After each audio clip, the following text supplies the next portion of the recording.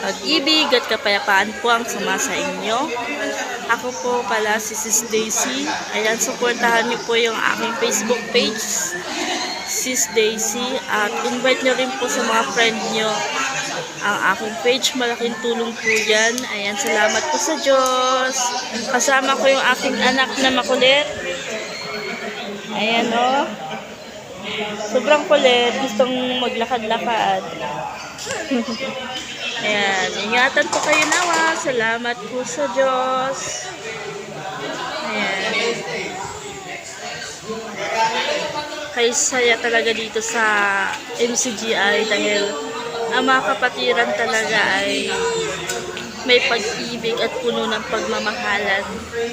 Kaya the best talaga ang kapatirang pagkaganda-ganda dito sa MCGI.